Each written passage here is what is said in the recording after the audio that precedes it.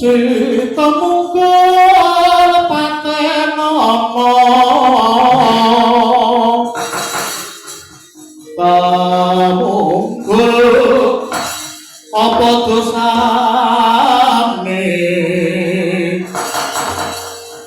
dosa ngungkuli sesama aja dinaklalah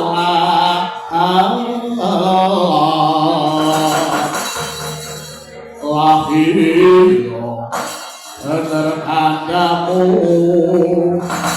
wali sumber rasa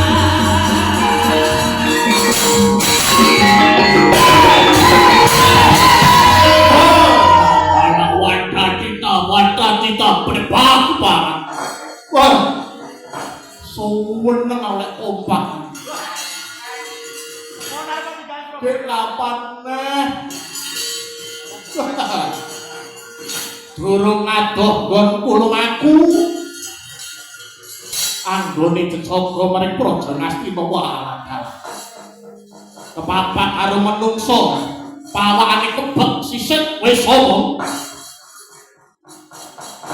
satriya putra saka satriya Jodimati Antarja kekasih wah ana Antarja ya bali makon iki tumenggong Brawira Sadi ayo kowe gelem sumingkir saka papan kene ora watak Antarja sumingkir saka papan kene Pak yen ngono tegese kowe nantang perkara karo aku durung tau weruh kondangku to kowe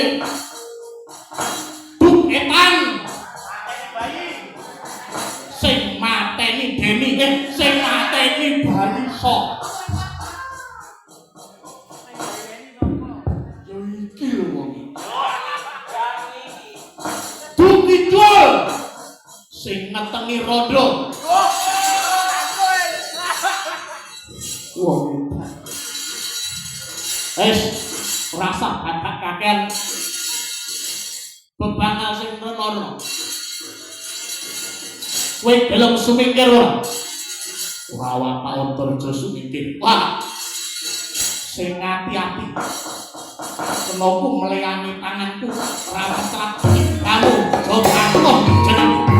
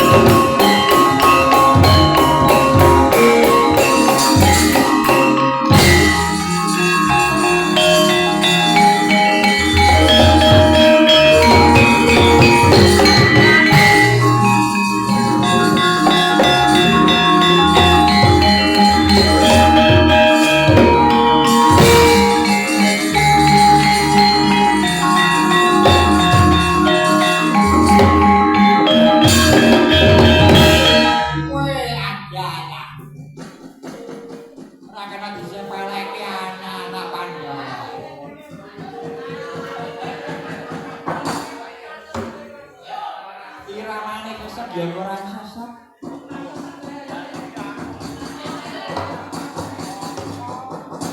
Anak-anak kan gawe sawangan.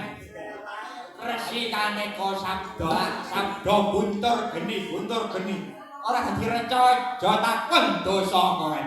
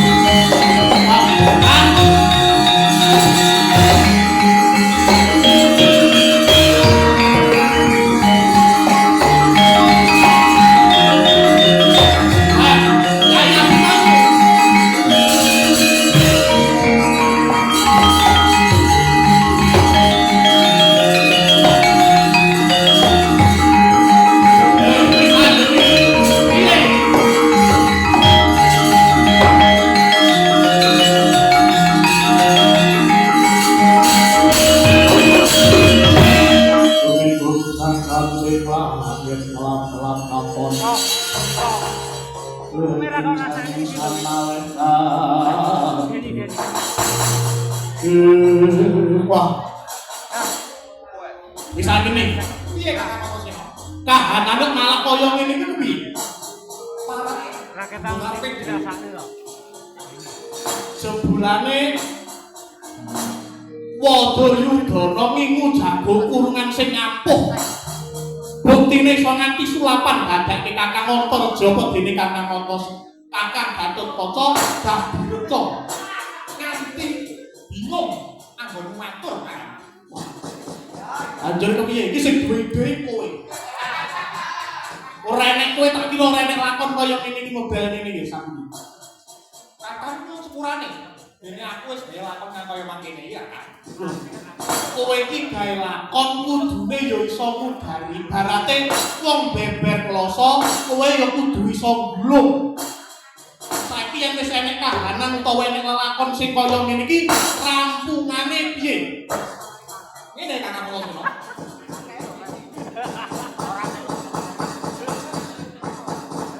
Aku bakal njaluk Sraya sowan marang alang-alang kuwiten. Oh. Nandine simbah yang menang. Yo. Terus aku nyuwun tulung kowe jaga kene jaga para kakang-kakangku kang dadi reca. Lho. Yo mek duwe gampang. Terus banjur aku njaluk tulung marang Kadang Kuabimanyu. Kepiye? Sowan marang Wa Prabu Dwarawati sowan menyang Amarta. Sowan menyang Karangagempel goleki Kakang Semar Badranaya. Oh sing kowe iki kuwi perintah sing jelas. Aku kon nyang Amarta apa Karangagempel? Nyang Karangagempel utawa menyang Amarta sembarang pirane. Kowe iki jan marai mumet aku. Tulisane iki ono loro. Lek ana Amarta yo Karangagempel piye siji sing kowe dhisik. Wis ngene. Wis Kowe iki bang bingung. Timbang kowe bingung, golek ana sing cedhek sing ragate sithik. Lho nek tiwas nang Amarta ragate Sing penting kowe tekan ya lho, ngono lho. Kowe mantepmu ning ndi? Oke. Kan tak nopo Kang. Kok sawang kahanan kaya mangkene iki kandakno Kang. Oke. Ya, Kowe kerembuk cukup aku bakal ndal Kang kaya ngalang-ngalang pinter Kang. kowe iki wis maca Abimah kuwi tinggal. Oh maca Abimah iki kok kulino dadi anggota sak karepmu dhewe. Ya, dadi cetane akon tunggu kene. Yo, Aja nganti enek apa-apa karo kakang-kakangku iki. bener. Ya, yen pancen kaya mangkono aku tak budal menyang Karang Kadempel njaluk pitutur kepiye becike lelakon iki ya. Yo, yen ngono padha donga-donga sewang-sewangan. Tanggungane itu gawe gawe. Ayo gak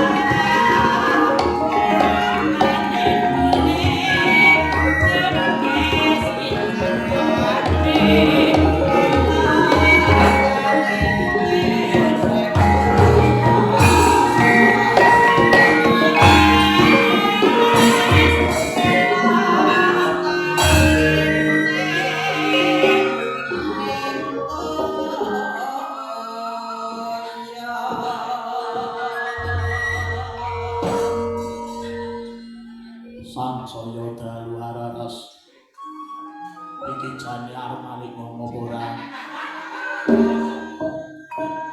sangsaya dalu hararas abyor kalit kanku medhak oh ilahi awi kenal astuna masih dan semarin bawang lantai yen tak waspadake kaya titah ulur putuku wisan Sembah ini kang putu marang Mbah Penang.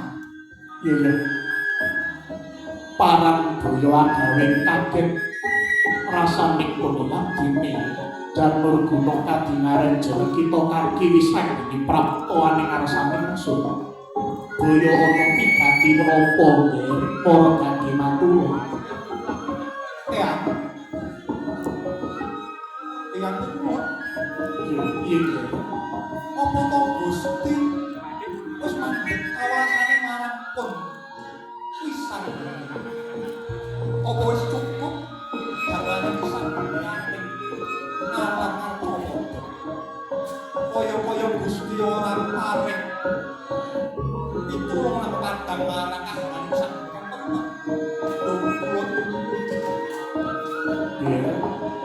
wayah ulun wisan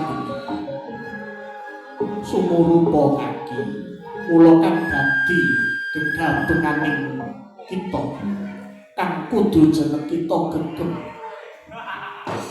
jeneng kita minangka titah aja nganti duwe prasangka utawa grahita kang ala marang Gusti kang murbedi sebab ngopo yektine Gusti anggone paring pacoban tumrap titahe ora bakal ngungkuli marang apa kang bisa ditindakake dening titahe tegese Gusti ora bakal paring coba marang titah lamun to titah kuwi mau ora kuat nampa mula kang saka kuwi kaki wisan kang trep marang lelakon iki wisandene kudu nampa marang adiling kodrat marang lelakon kang disandang dening wisandene tegese kepiye wisandene kuat nampa pacobaning Gusti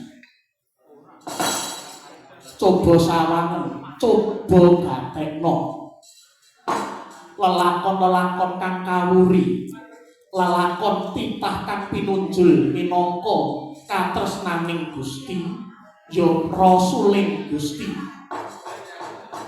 wujute ing uripe ora tau nampa kahanan kang kepenak nanging kuwi minangka wujud katresnaning marang titahe ibarate kaya dene guru gayen to seneng marang murite ora urung bakal terus diparingi penggadaran supayane murid kuwi mau bisa nampa marang kahanan sing bakal teko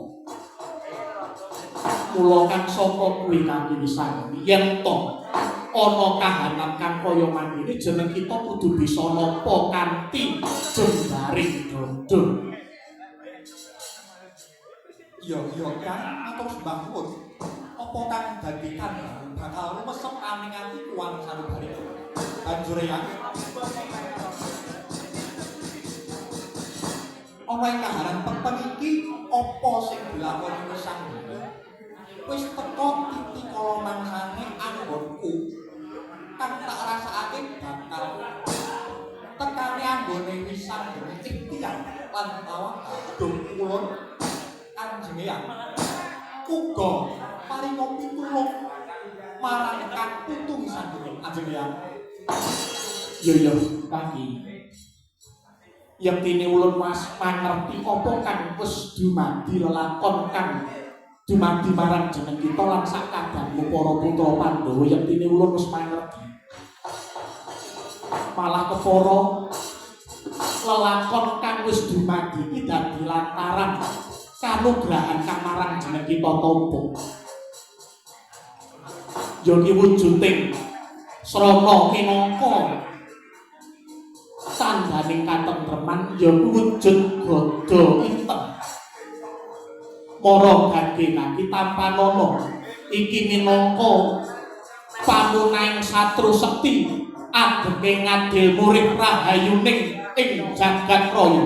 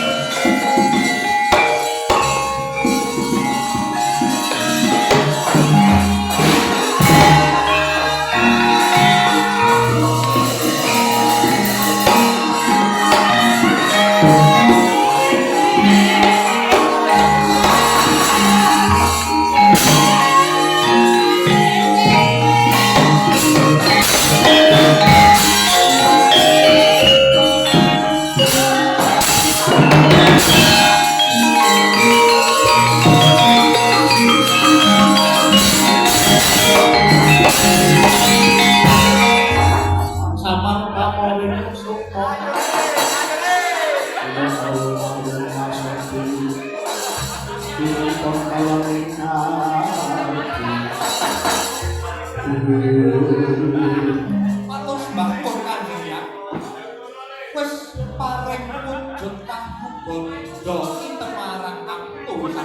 Muga-muga dadya kekuatane anggoning sang lakon urip wonten ing alam donya Kanjeng. Yo bisa. Malah sing gawe bombong ning rasaku ora sepel iki mau.